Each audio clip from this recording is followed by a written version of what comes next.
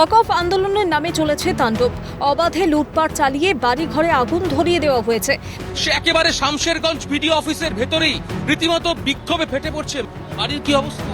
বাড়ি কিচ্ছু নেই, পুড়িয়া ছড়িয়া ছাই খার করে দিয়েছে। কাছে মুখ্যমন্ত্রীকে পেয়েও কিছু বলতে পারলেন না? না বলতে আত্ম জোগাড় তখন আমরা দুটো বলতে দিল না? না দুটো কথা বলবো, আমাদেরকে যেতে দেন, আসতে দিলেন না। ভাঙাচুরা সোনা গয়না টাকা পয়সা যতটি ছিল লুটপাট করে নিয়ে গেছে। খাট শোকেস সব ভেঙে চুরমার। মুখ্যমন্ত্রীকে কাছে পেয়েও কিছু বলতে পারলেন না? কিছু বলতে পারলাম না, আমাদের ঘরে আগুন লাগিয়ে দিয়েছে। কিছুই আর অবশিষ্ট নেই, সর্বস্ব হারিয়ে আজ পথে।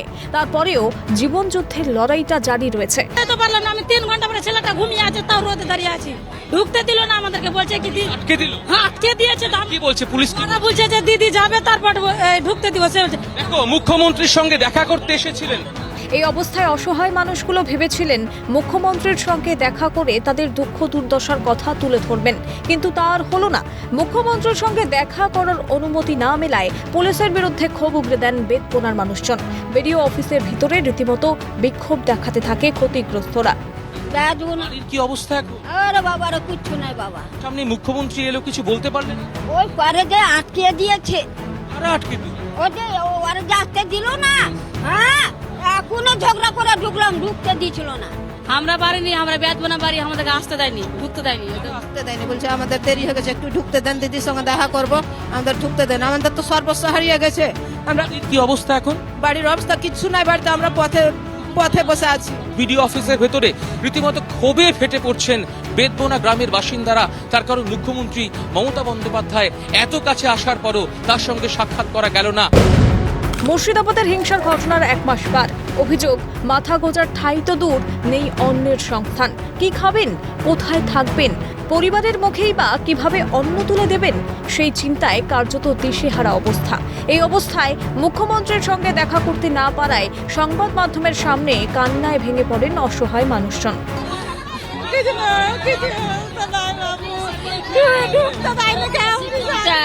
পারমেন্ট বেশি কেউ চায় না, তো আমরা বাঁচবো না।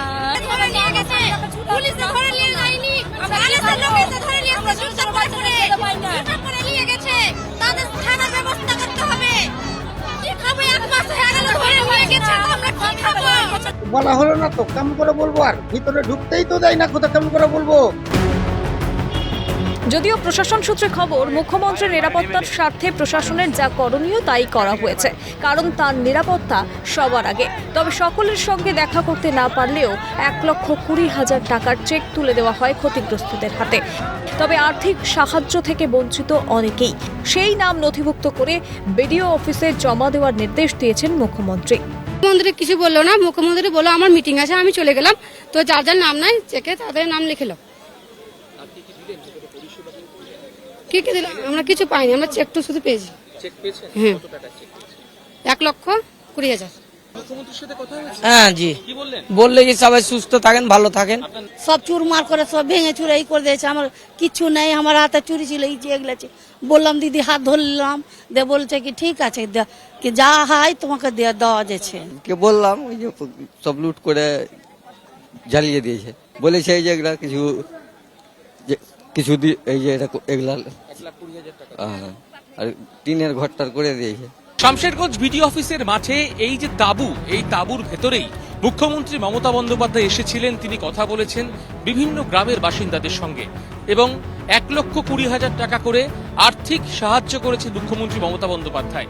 যাদের সেলাই মেশিনের প্রয়োজন, এখানে সেলাই মেশিনও রাখা রয়েছে। এই সেলাই মেশিনও দেওয়া হচ্ছে এবং সেলাই মেশিনের সেলাইয়ের প্রশিক্ষণ, সেই প্রশিক্ষণও সরাসরি সরকারের তরফ থেকে দেওয়া হবে বলে আমরা এখনো পর্যন্ত জানতে পারছি। অশান্ত বিধ্বস্ত মুর্শিদাবাদকে ছন্দে ফেরাতে ইতিমধ্যেই একাধিক পদক্ষেপ গ্রহণ করা হয়েছে প্রশাসনের তরফে। আর্থিক সাহায্যের পাশাপাশি দেওয়া হচ্ছে সেলাই মেশিন।